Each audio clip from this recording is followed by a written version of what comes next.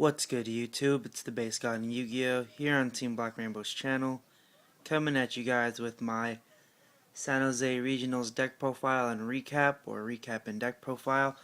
Sorry about the shakiness, I'm not used to this sliver yet, so yeah, as you can see, this is the deck I played. Let me back up a little. This is the deck I played at Regionals yesterday. I went 4-2-1 and dropped because I was hungry and I was tired. And I didn't feel like 10 rounds. I didn't feel like playing for another 3 rounds because we had a 10-round regional yesterday because we had 600 plus players there. So yeah, it was very cramped, very hot, very cold at the same time. Very tiring, and I was getting very cranky because I have not eaten. And the tournament didn't even start until like 12. And at the end of round 7, it was around 8 o'clock. So yeah, if we went for another 3 rounds, it probably wouldn't have ended until like 11 or 12. Then you gotta go. I mean, I just didn't want to deal with all the crap over there. I can get my invite another day. And I wasn't going to top 8, so there was no reason in staying there. Yeah. I'll go through the deck right now, and then with explanations and my round report and my side and everything. So yeah, here's the deck.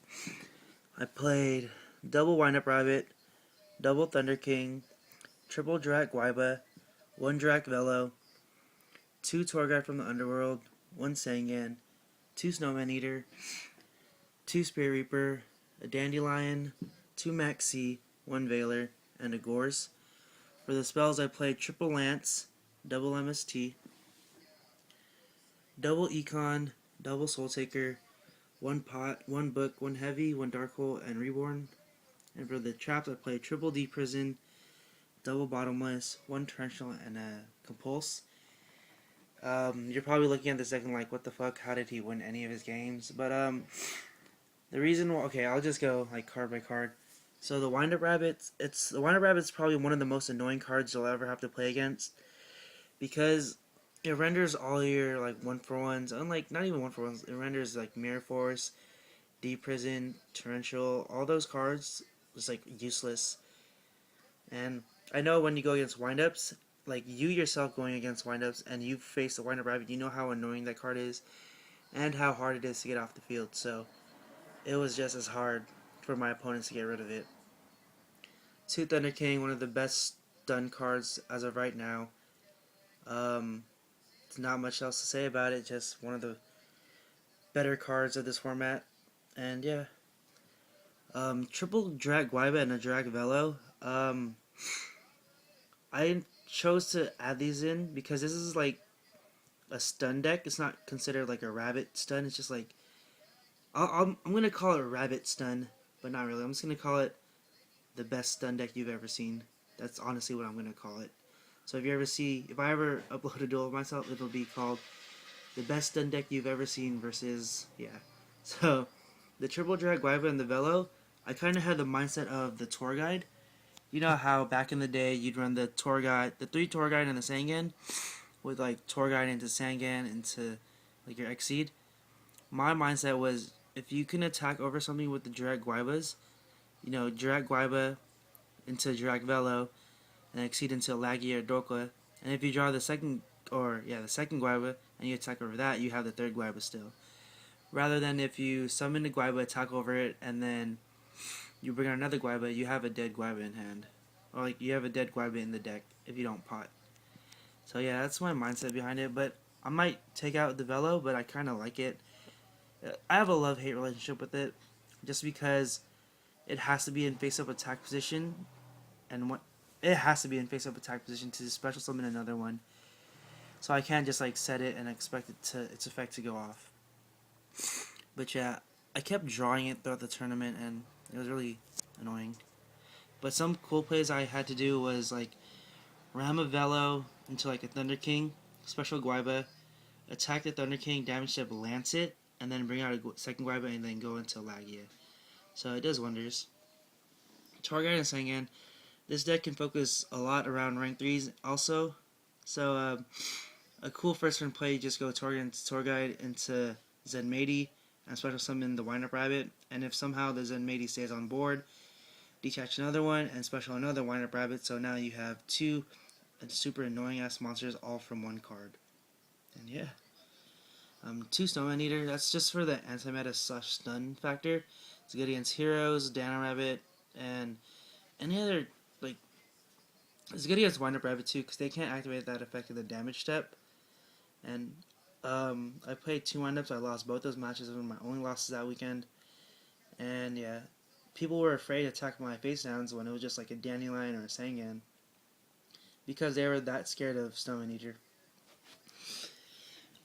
The 2 Reaper for the more stun factor. Sometimes that can be a little bit slow, so you need to slow roll your opponent. Sitting on Reapers is honestly not as bad as you think.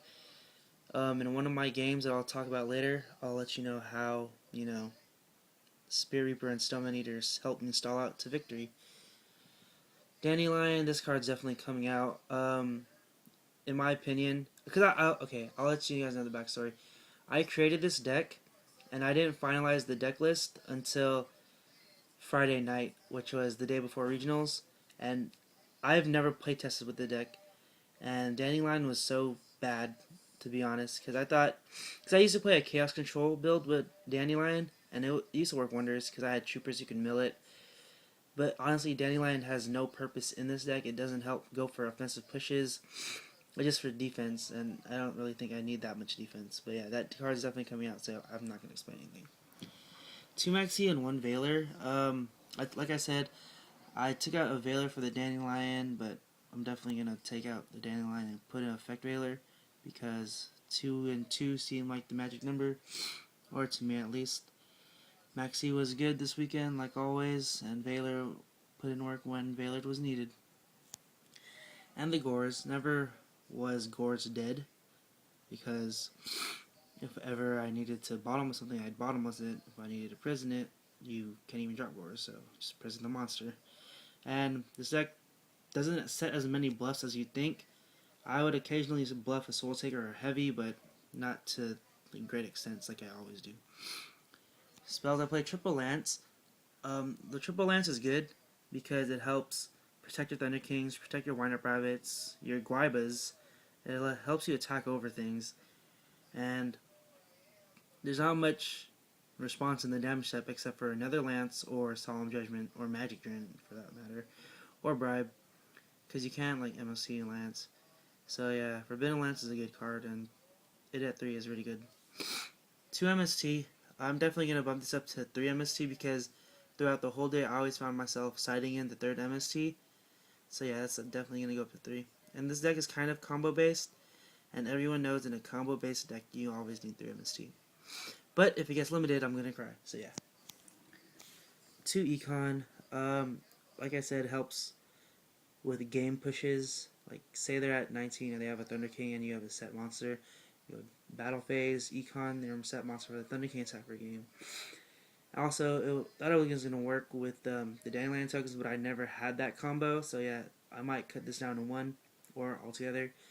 But also, if you change your monster to face up attack position, you can Soul Taker it rather than if you Book a Moon it and you can't do anything. 2 Soul Takers, just because this deck is kind of like a simplification deck, as in like you could summon Thunder King, Soul Taker, attack for 19.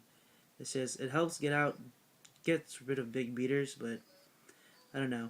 There was times where I found myself like wanting to push for game, but I'd have to get rid of their monster. And if it was a smashing ground, it would be so much easier. But then that extra 1,000 life points that they'd gain, it was not cool with me. And then, standard. Can't explain.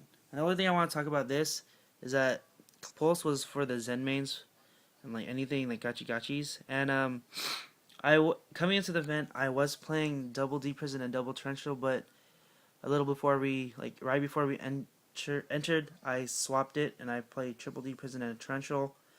I don't know why, I just felt like it. But yeah, I only have 5 minutes left to explain everything else. Let's just push everything to the side real quick. Screw cards. What's cards?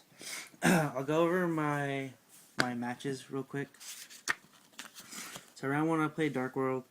Game 1 he card struck in first turn and beat me. Game 2, I had the D5s and the Gemini Imp, so he couldn't do anything. In Game 3, I had the D5, but there was a point in time where he heavy stormed, so all of our back row was gone, and he brought out 3 Grappa, and I had his Zen mains, and he just attacked over it. But yeah, I dropped a Gores eventually. I had him down to 250 trying to go for game, but it didn't work. But yeah, I dropped Gores, and I drew into another Lance, and I attacked, and Lance is in the damage stuff, and he couldn't do anything. Round 2, I played a Stardust Dragon Assault mode. I lost game 1 because he did bring out the Stardust Dragon Assault mode turn 1, and there's nothing I can do about that. Game 2, he actually did bring it out, but I Soul Takered it, and then he negated, and I summoned Dinah, and he halfway through the game, time was called, and I couldn't, because if you go into time without being in Game 3, it's going to automatically result in a draw if you win. So yeah, we played out Game 3, and I beat him. He brought out Stardust and a Stardust Dragon Assault mode. I Dark Hold, negate, I Soul Taker to negate, and I summoned the Dinah again. Round 3, I played Dark Worlds again, just a different type of Dark World I've ever seen, but I just 2-0'd him, standard, here, you know me. Round 4, I played against Heroes. Leeching the Light definitely helped me win this game. Games 2 and 3. Round 3, he was in time. I had the last turn. I made sure I had last turn. Because right when I heard, before, when time was called, I made sure to raise my hand and not allow him to play anything else, just in case he wanted to pass immediately and let him have the last turn. But yeah, I sacked the Heavy Storm against him and I pot Avarice into something good. And yeah, round 5, lost to windups. This game was pretty stall, the game 1, but eventually I Heavy Stormed his back row, summoned Guiva, attack over something, and I had complete control after that. Game 2, I drew a Tour Guide and a bunch of spell and traps, and he went off. And the Tour Guide got Veilered too. And Game 3, I misplayed by not maxing when he activated Reborn on Shark, and yeah. Round 6, I sadly had to play my teammate WizKid. He was playing Trooper Agents. Game 1, I won. It was a pretty intense ass battle. Game 2, he whipped me with Hyperion and Thunder Kings.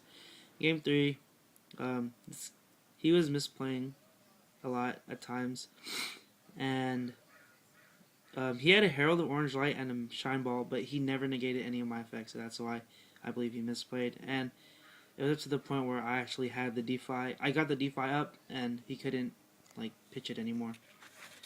In round 7, I lost to windups. Whooped him game 1, but 2 and 3 he just whooped me. Nothing I can do about that. That's why I need to change up the main deck and the side deck to a custom windups more. And after that, I was discouraged to play, so yeah, I just dropped. So I'll show you guys my tokens. I mean, not my tokens, but I am juiced to show you guys my tokens. My extra deck and side deck within the 2 minutes left. All my tokens are just spilling. So yeah, whatever. I'll go into the side deck or the extra deck first. Let's see right here. So the extra deck consisted of a Chimera Tech because I side deck Cyber Dragons, Catastor because I played the Veiler and a bunch of level 4s, Leviathan, Giga Brilliant, Acid Golem, Zen Mighty, Tempo, Leviair, Zen Mains, 2 Lagia because of the Guivas, 1 Dolka, 1 Pappy because it's good and can help go for game, 1 Maestroke, and 1 Utopia. I was considering running Utopia Ray, but extra deck for this deck is really,